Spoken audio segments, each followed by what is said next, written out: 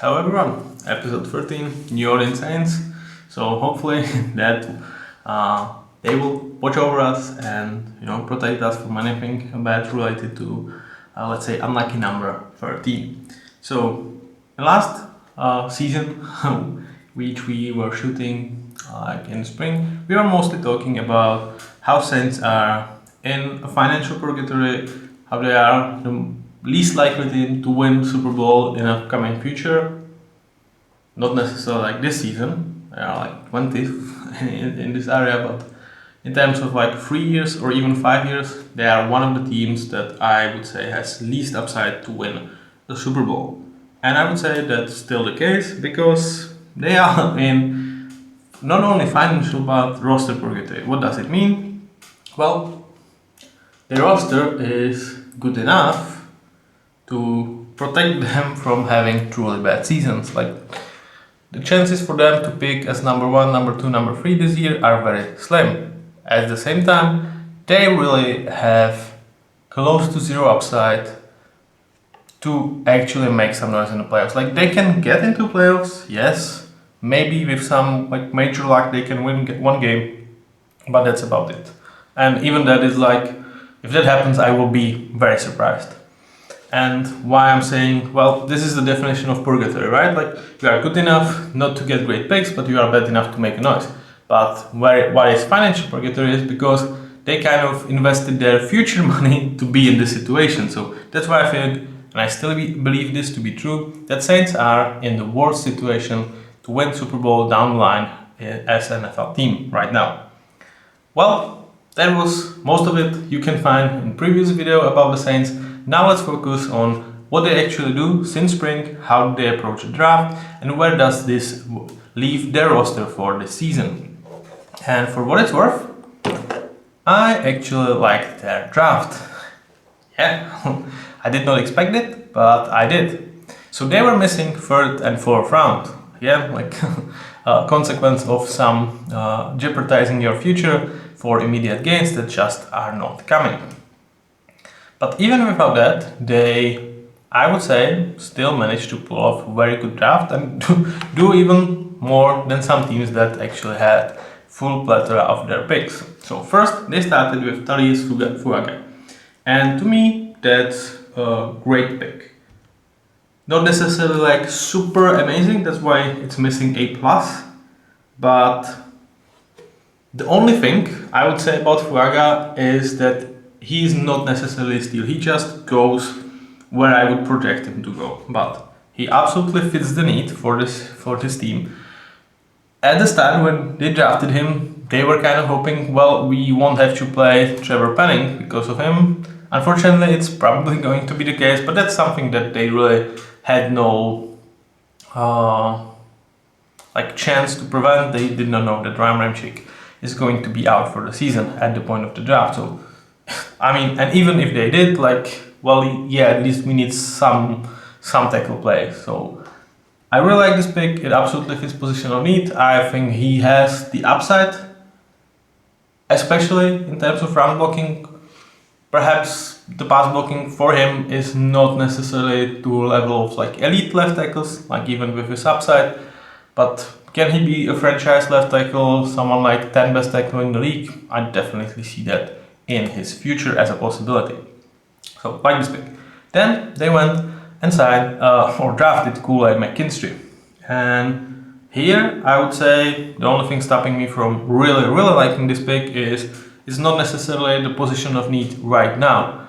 But here we go. Like maybe this means that this team actually starts to take better care about the future, because I think after this year, or even there were talks in the offseason, that they are prepared to move from Marshall Lattimore, who is a great player, but is injury prone and is very expensive. So you need to start doing these smart financial decisions if you want to get out of the purgatory, both financial and roster-wise. So Kool-Aid, absolutely like this one.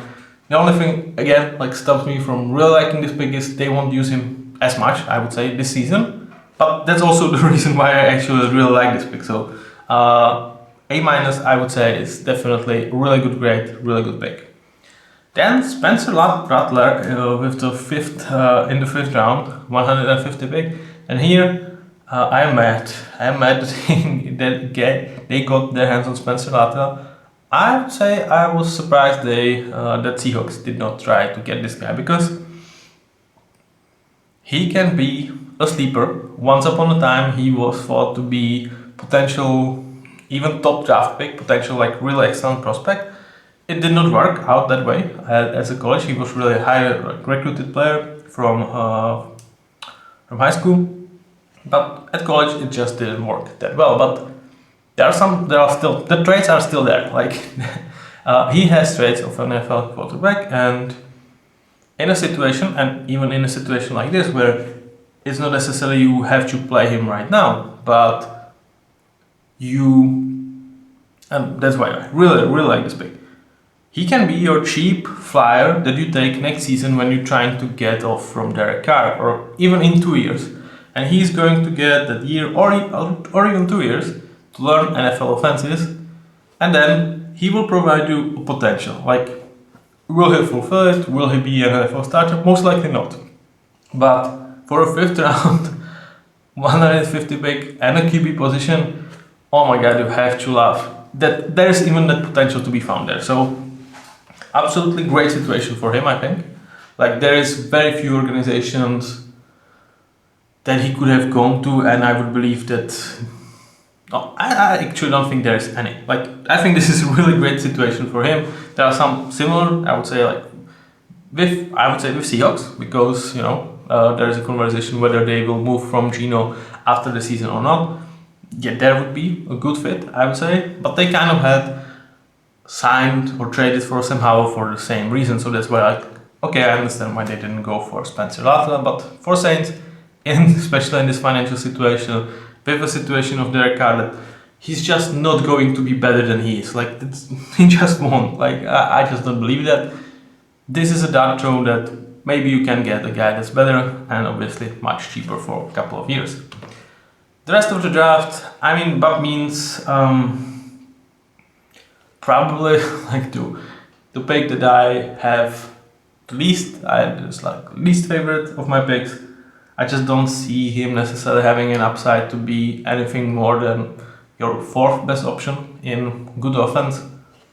And I would still say there were some players to be taking there that had a higher value than Bob means, but that's the only thing I have negative to say. Jalen Ford, Christian Boyd, Josiah Ezerim, real guys I do not expect to have some sort of impact. Like, they are being taken on, definitely not the most valuable, with not the most valuable draft picks, and we are taking flyers on these guys. If you can get anything out of them, it will be great. I just don't see anything special with them. Now let's take a look at the offense for this team, and I want to apologize because here should be this man, Clint Kubiak, as your OC. I just have the slides mixed up, so it's going to take some scrolling, but I hope it doesn't mind. So with Clint Kubiak, he is a newly hired offensive coordinator for this team. I grade him as a C-. He is still young, only like 37, 38, something like that. He had his shots in the NFL that didn't really work exceptionally. He kind of got, from those opportunities, got to learn. He obviously has a really good family pedigree with his father and like kind of the rest of the family. So do I necessarily rule out that getting his second chance as an offensive coordinator, as someone who really has his finger on the pulse of the offense, that he cannot succeed? No. But as of right now, I do feel like he is one of the worst offensive coordinators in the league until he proves me otherwise. And what he has so he can work with. So we start with the quarterback room, and Derek Carr. It's one of the ultimate QBs that I start to think about making a video about why you should not be paying quarterbacks money, like not top market money, because that decision that they've made last offseason, I found the most head-scratching decision, like even worse than Daniel Jones, because, and it's right again, it's nothing personal against Derek Carr, but you are committing your future to a guy that at best is 18th best QB in the league and at worst is 22nd. What? Why? What's the freaking purpose? Like, you can do it on 1 year type of approach when you have like really special team and you are like, well, if we get good play from our QB, we can make noise. But you don't want to commit to this for the future. Like, you don't want to be stuck in purgatory, and to actually like commit yourself to that, it's just ridiculous. Again, this discussion is absolutely different if it's 4 years, 120 million. That's where Derek Carrs of the world, Baker Mayfields of the world, Geno Smiths of the world, as you know, I would say Geno is better than Derek, but this type of quarterbacks I'm happy to have on my roster for 30 million, even for long-term deals. But for 50, no freaking way, or even like 45, it's just way too freaking much for what they give you. Like, because in order, if you want to at least feel the potential to be someone interesting, playoff team with those type of QBs, you need the roster around them to be great, and for that you need money. And when you commit like fifth of your budget to that type of QB, you will be missing that one or two players that can make difference. So yeah, nothing against Derek. That's it. Man, enjoy your money. It's not like you haven't earned them. It's not like you are not an NFL starter. Like, you are a good starter in my opinion. I just think that from roster management perspective, this is insane decision. And again, like when you look at these numbers, it doesn't look that bad, right? Like 25 touchdowns to only 8 interceptions, almost 4,000 yards, really good PFF. Like, why do you hate on Derek Carr in a way? I'm like, because he's just never the reason you win for, because of, like, he will, I have this say about Derek Carr, like, if he is 3rd and 8 and you will offer him one path in which he is going to get a 6-yard completion to 4th and 2, and the other path in which 60% of the time he's going to get sacked and loses 10 yards, but not going to fumble the ball, and 40% of the time he's going to move the chains and then get the first down. I'm kind of sure, or his decisions on the field shows that he would choose the first option, and that it might be the option that will allow you to be relevant in more games than if you were for like the riskier option. But coming January, you are facing QBs that not only always choose the second path, but they will be like, yeah, if you think these are numbers against us, watch us, because we will make these numbers in reverse or even better because we are that good. And Derek Carr just won't. He not even won't make the decision, and even if he would be kind of bad at it. So that's my biggest problem with Derek Carr. I just never see him winning several games in postseason. In fact, he hasn't won any single one. But, well, with his approach of quarterbacking, unless you stumble upon a really top-notch roster, he always will deliver you that 6 to 9, maybe sometimes 10 win. Sometimes you get to the playoffs, most often than not you won't. And that's the place I would absolutely hate to be in as both general manager and as a member of the fan of the team where Derek Carr actually plays that.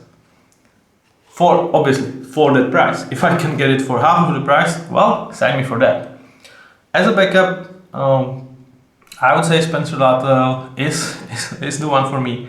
If Derek Carr like looks bad or gets injured for majority of the time, I would say they would go with Spencer. And I think that eventually he will get his shot running this team. In terms of running backs, this room looks better by my grades than I actually think about them, because both Alvin Kamara and Jamal Williams are like bottom tier of the grade that I have them assigned as running backs.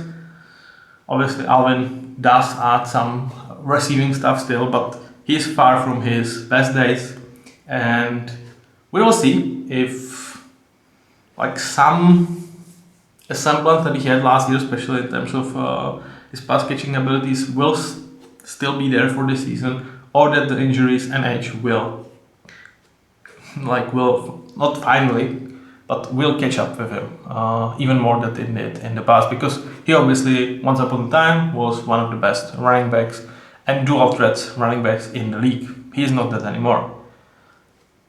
With Jamal Williams, I would say what you get in him is super fun, super cool personality. You never disrespect Pokemon in front of Jamal Williams. He is evidently kind of the leader in the locker room in terms of people are following him. He brings a lot of energy. There was that situation end of last year, Jamal Williams scoring a touchdown when it was more they should have just kneeled in terms of like etiquette, or how to say it almost caused a brawl on the field. But they wanted Jamal to get that one touchdown for that season. Other than that, he just had a really poor year, and it's just a decent starter awaiting to happen in my grades. And with Kendra Miller, he didn't get to see field too much last year, and even when he did not look that great. Sorry, he definitely did not catch over 1,000 yards. That is one too many of ones in a way. So it should be 117 or 111. Sorry for that. Sometimes we call it Shotek in Czech Republic, which essentially means a typo, but try to spell it out, especially if you are American or English guy. Shotek. Good luck. And then we move towards the wide receivers, and the conversation starts to be slightly more positive there. With Chris Olave, does he have, with him, the only question I think is, does he have another gear? Does he have another step? Is there a making of elite starting wide receiver in him? Tough question, I would say. I think he's going to be a long time amazing starter that can look sometimes like elite, but I don't think he will eventually reach that status. He will be close, but on a consistent basis, I don't think that he's going to get there. But even if that's the case, he is absolutely number one weapon that you are super happy to have. He is, 15 best wide receiver as of right now in the league, 15 to 20, which is absolutely you take that, right? As a Chris Olave. And then the rest of this group, Rashid Shaheed, Cedric Wilson, A.T. Perry. There were really a lot of interesting things from A.T. Perry later last year. You can see he had 12 receptions for 4 touchdowns. That's a pretty good conversion rate. He makes sense for this offense. He is big-bodied, but he's tall, but he's not white or not white in terms of color, but white, you know what I mean, big, not necessarily way too muscly.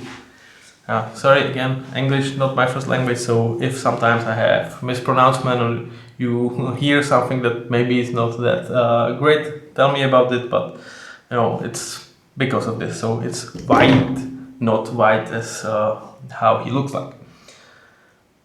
Rashid Shaheed, really well positioned, decent enough number 2 option with Cedric Wilson as backup kind of for this group. I do really think that they will try and put A.T. Perry out there to see what they have in him. They make sense, all of them combined. With Cedric, that's one of, let's say, better depth option. The fifth guy is Equanimous Saint Brown, who is several tiers below Amunra, but at least there is the body type of Saint Brown's family, so he will block his ass off, but that's pretty much all you can ask him to do as your wide receiver. That's definitely not the most important stuff for wide receivers, of course. So solid, very solid group of wide receivers that are not necessarily positive for this team, but have that potential if A.T. Perry follows up with what he showed last season, and with Chris Olave being really nice number 1. Now let's focus on offensive tackles. Before that, I'm missing my tight ends here, which are Juwan Johnson, Tyson Hill, and Foster Moreau, which kind of sucks because obviously, especially in terms of Tyson Hill, he's a unique player. Like when I'm watching TV in Czech Republic, where I'm from, like they always call him like the Swiss Army knife. So kind of guy that can do all. And one of the two players I would say with Von Miller that I had like the biggest trouble grading, because do you grade him as a tight end, do you grade him as a running back, do you grade him as a QB? My grade for him is unique. Like I couldn't put myself to rank him anywhere else that unique, because he is a legit weapon for this offense. Once, like every 10th play, he's going to be up there as a QB in terms of wildcat. He's going to give you some interesting options. He could be kind of the answer for Derek Carr's inadequacies in terms of red zone, because he offers much.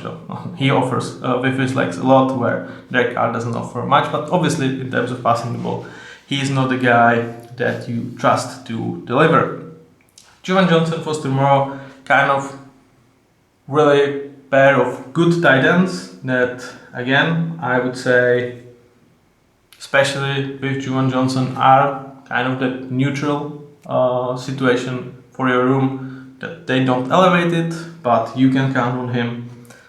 And overall, the tight end room, like if we rank Tyson Hill as a tight end, is adequate, slightly below average tight end room in the league, without any like exceptional talent on that roster that can elevate this room, but as well they will do their job, and with Tyson Hill he is going to give you a lot more because of his unique skill set. Let's talk about this offensive line. And I do have Ryan Hamchick here, despite him for sure being a miss for the whole season. And why I do have him here is just to take a look what this team will be missing for this year. He would be their best offensive lineman, plain and simple. Though Eric McCoy as their guard is not that far behind him, because Ryan Ramchick, it's not like this is the first time he's dealing with injuries, and those injuries really slowed him down, but still he is a tier above Eric McCoy, even barring his injuries. But he won't be playing, and instead of him you will have Trevor Penning, former first round pick that they traded up to get. He was supposed to be really some missing piece towards this offensive line like 3 or 4 years ago, and he's so far been atrocious. Like I would say he's been a liability that actively hurts this team. But they will most likely still roll with him because of Ryan Ramchick's injury. And the thing is, you can still have hope that he will figure it out somehow. Like year 4 or whatever it is for him. But do you believe that? No. And like even good backup for him is like, I might take that grade down like week 2 if he looks like he kind of looks like always. Because there is still some of the draft pedigree, some of the actual athletic nature that this guy has, but like you need to play towards that upside, otherwise like it's just you are a good athlete but you are just not a good player. So that's your tackle, right tackle. On left tackle it's going to be Talis Fuaga. Like he will start as one of the worst left tackles in the league, because this league is like really filled with really good left tackles, but you have much bigger issues with this offensive line than Talias Fugaga, even as we rank him by his current ability. And let's just take a look at that second huge possible problem, and that's Nick Saldiveri. Not the high draft pick, not a guy that actually showed that he can play in terms of NFL, because he didn't play that much. Like last year it was 18 snaps, and he's slated to be a starter. And I would say he's worse than Trevor Penning. And now you have two of these guys that can be absolute liability as a starters. When you have one, you can with Denver we talked about their center really being an unproven, just a solid backup as of right now. I cannot rank him higher, but it's a center, and you kind of can work around that. Fortunately, Nick Salieri should be playing left guard and Trevor Penning right tackle, because if these two guys were together on one side, and you would line up, let's say, Max Crosby or Myles Garrett there, I think you kind of need a tight end to help to make the situation 3-against-1 to stop Myles Garrett, because I would bet Myles Garrett against these two guys has incredible win percentage, for double team obviously. And it's not like when you look at Cesar Ruiz as a right guard that he is a rock. He is very, very close to a decent starter in my opinion. And if he was your worst player on the O-line, you would be yeah, we can live with that. But as of right now, with Darius Fuaga, he is their second and third best. So good luck. And it's another knock on Derek Carr. He really relies on his offensive line quite a lot. Who doesn't? But he kind of needs better offensive line to deliver his product than I would say most of the QBs. He cannot really elevate offensive lines, and now he's going to be behind one of the worst in the league. So when I said Derek Carr will never be that bad to give you a top 3 pick, this might be a uniquely bad situation in terms of O-line where he is actually capable of doing that. Then let's go to at least some positives, and that's this O-line. That's Eric McCoy, best player they have, which for a good starter is not your ideal situation. Also for a center to be your best player on the offensive line, definitely not the position you would pick up to be that. But for what it's worth, he is exceptional run blocker. He does his thing in pass blocking and really is a good player. Then they brought a veteran in Lucas Patrick. I don't think he's necessarily back up to Eric McCoy. If anything would happen to Nick Salieri, or if he would look like absolute trash week 2, week 3, then Lucas Patrick would probably try to slide on his position, but that still doesn't say anything positive about this offensive line. So it's really one of the worst in the league, and the Ryan hamstring injury could not come in a worse situation than this, because without him, this is really poor line. Can it be better? Yes, both Nick Salieri and Trevor Penning, there is some potential upside. But will they reach it? Both? Because you kind of even need that. Very, very unlikely. So really something that this team could sink the ship of this team for the season. And now let's switch to defense. Let's find out head coach Dennis Allen, who is going to be overseeing this defense.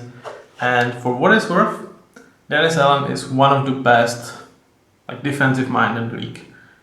He can deliver really nice product, even though if the talent is not necessarily there. And the talent, as you can see, is not necessarily it's absolutely missing from this team. So if there is something positive besides Chris Olave for this team, and maybe Tyson Hill, it's you never know what kind of happens with Tyson, because he is so unique, or you kind of know the plays that he can make, but it's always fun to watch Tyson Hill play, at least in my opinion.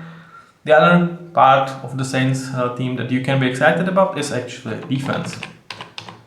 But let's start with worst part of the defense, and that's this defensive line. So let's start with Chase Young and Cameron Jordan. And both of these guys, name-wise, you would not think oh god, the Saints actually have a nice defensive line. And that's a lot that there are more names than there are players as of right now. So Chase Young, after injuries, he came back last season, he looked good with Washington, and then he kind of went to San Fran and was a non-factor there. Like that was supposed to be, he was supposed to be kind of the missing piece for San Francisco to reach and win a Super Bowl. Eventually they didn't, they at least reached the Super Bowl. But it was not because Chase Young brought anything special towards that defensive line. Unfortunately, for some reasons, it just wasn't working and he was kind of meh out there. Like, I don't even think that he played like a good starter necessarily when he was with San Fran. And with Cameron Jordan, again, much more of a name than as a player right now. Once upon a time, elite or at least amazing starter in the league, most likely, or has definitely potential to be a future Hall of Famer. One of the best run defenders from edge like in last decade, but he is slowing down, and it, like last year, it showed, especially later in the year. He just wasn't able to do anything in terms of pass rush, only 3 sacks. That's just not good. I think he will still be an effective player. I would say he most likely will end as a decent starter for me, because he just will be a guy up there for first, second downs that will help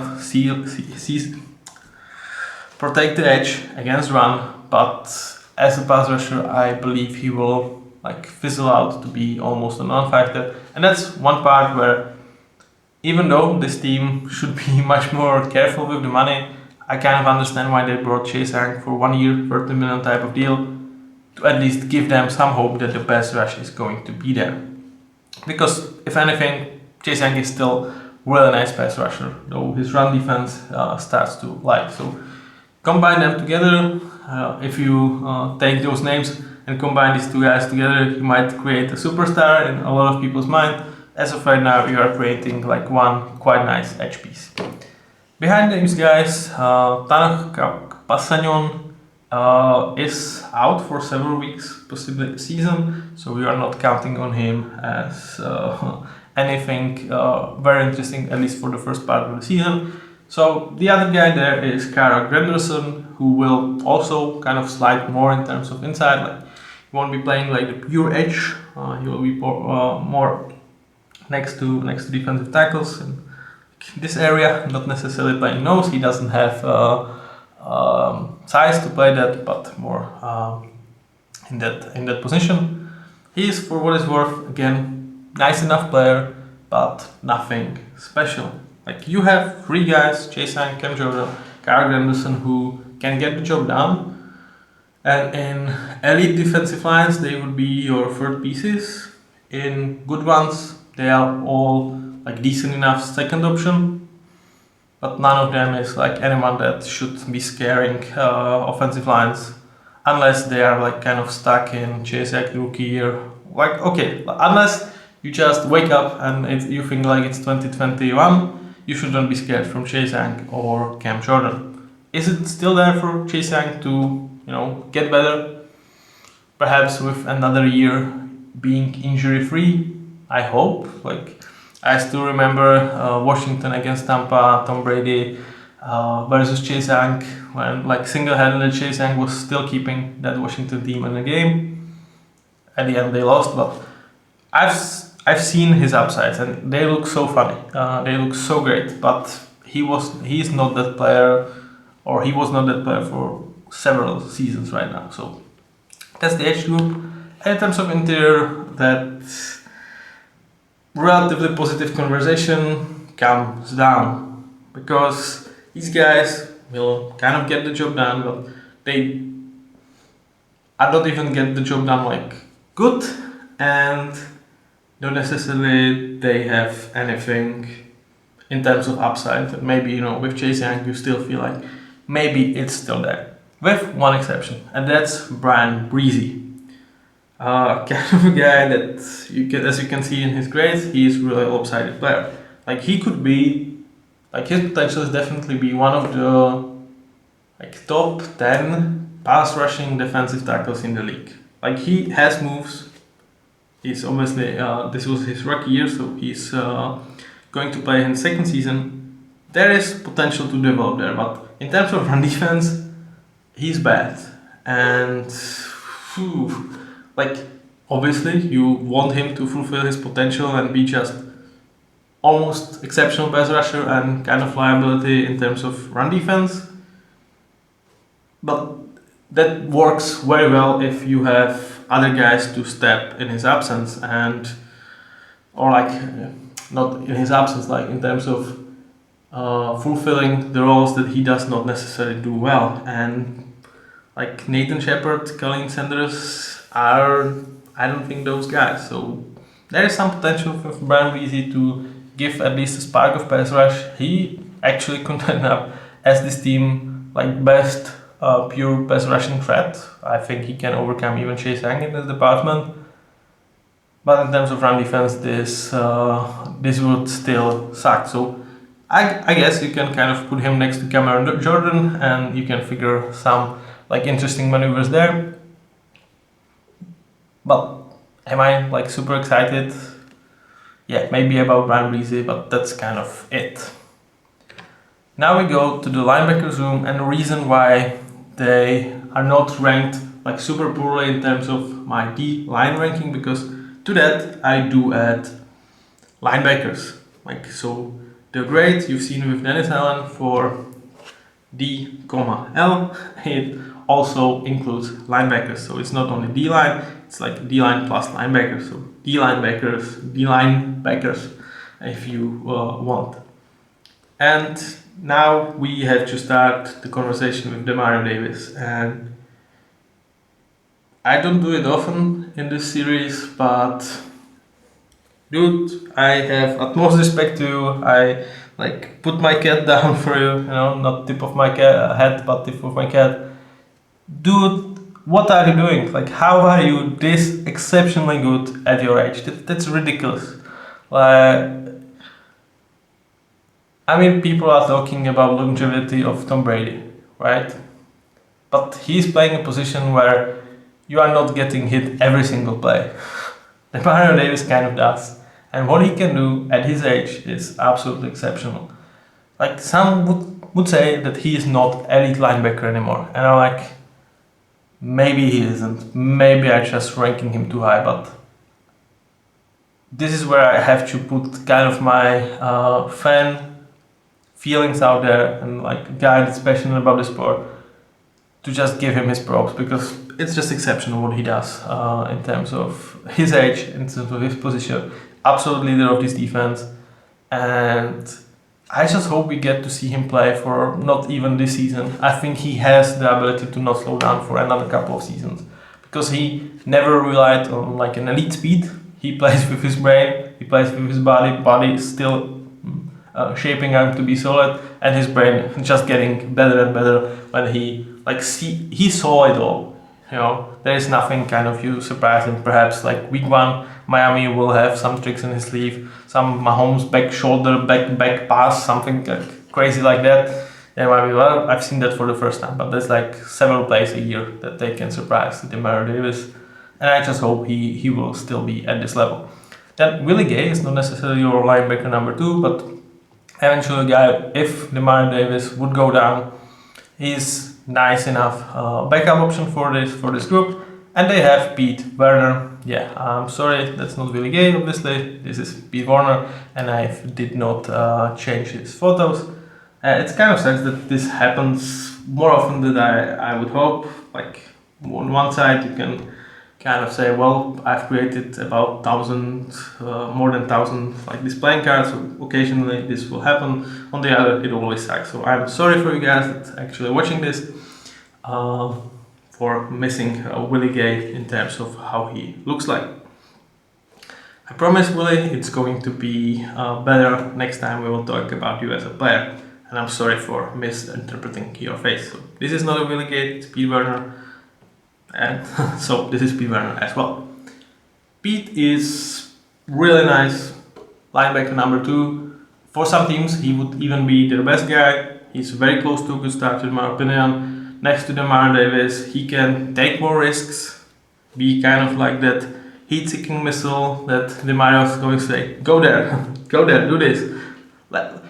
He allows Pete to just play kind of like he doesn't have to give a shit, because Demario will just provide coverage and everything for him, and he can be a guy that is going to bring that young athleticism towards that room. So very nice second piece.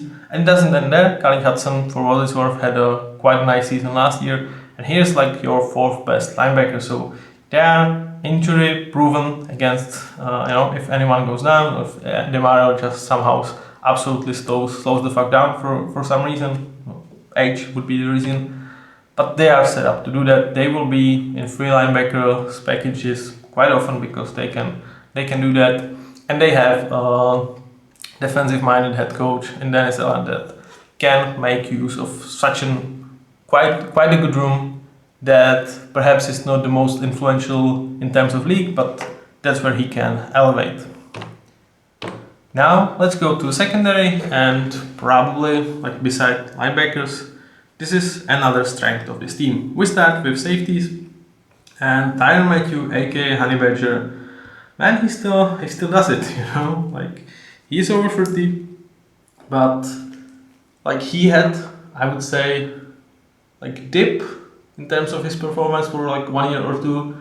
It was like, okay, the age is catching up with him, and now for like 2 or 3 seasons back to back possibly, he just shows, well, that was just the dip of my performance. I am truly still like top 5, top 7 safety in the league. He plays like that, and this is his contract year.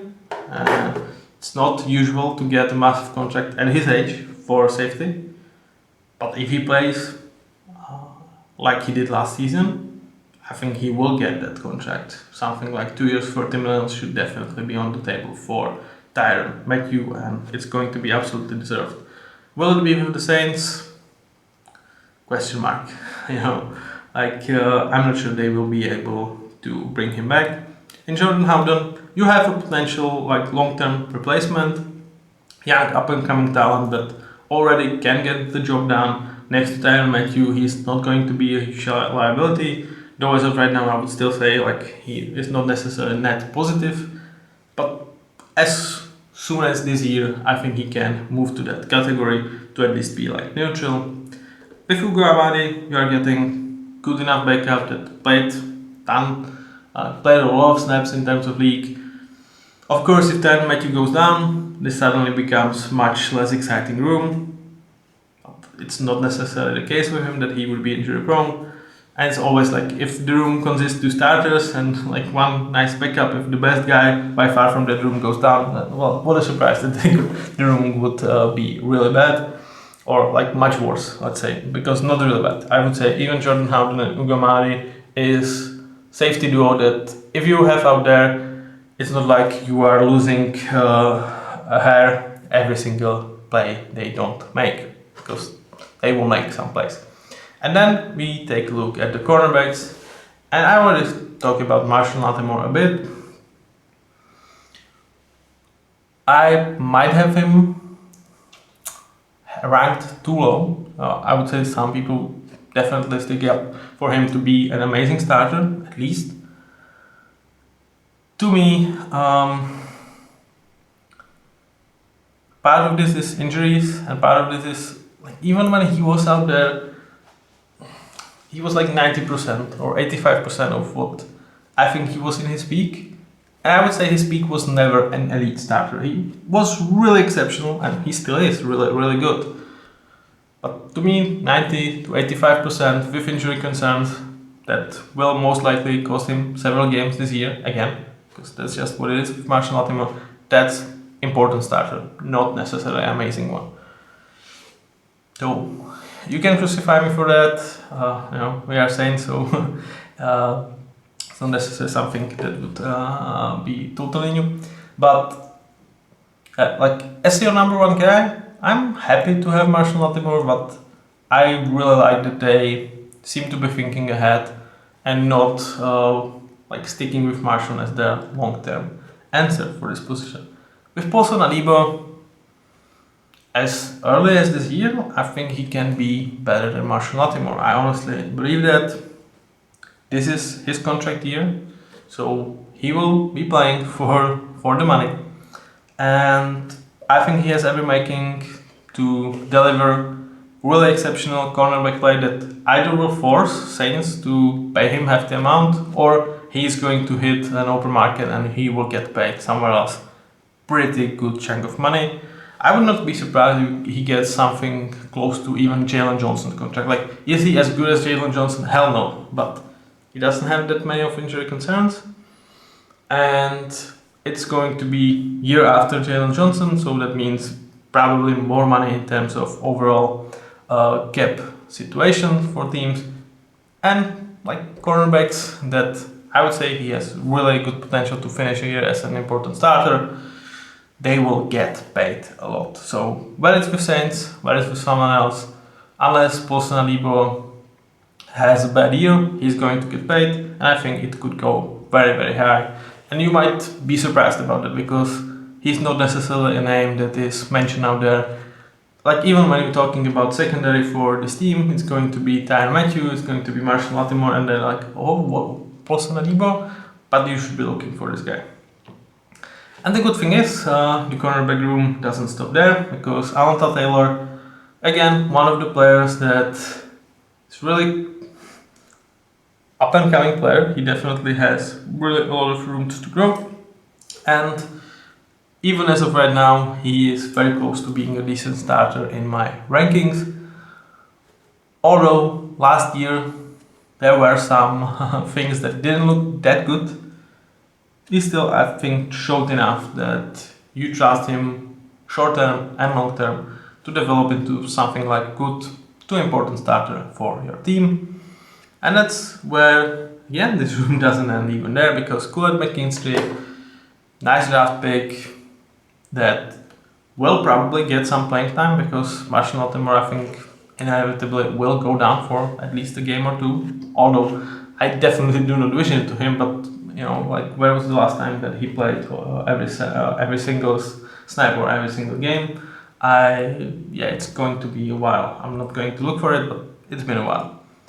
So really nice room with one backup I'm happy with. The other guys that I don't really necessarily feel like are worth that much of mentioning. Rico Payton, Jojuan Williams, yeah, like, this is 4 players deep cornerback room with nice enough quality, very well orchestrated, and I actually graded them as A-.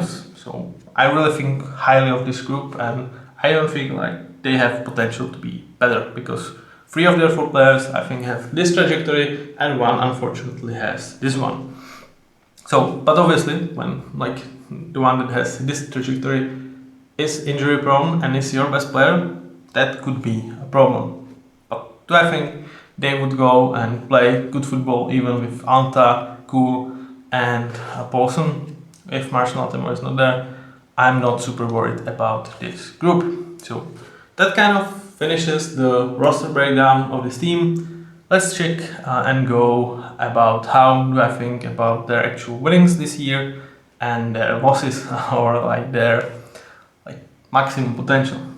And again, like, I think they are purgatory team, so it's going to be quite easy. I think their floor is 7-win team. Like, I think they're gonna be good. Like, they have a good roster, they have a good quarterback, they have a good head coach who is really good defensive mind.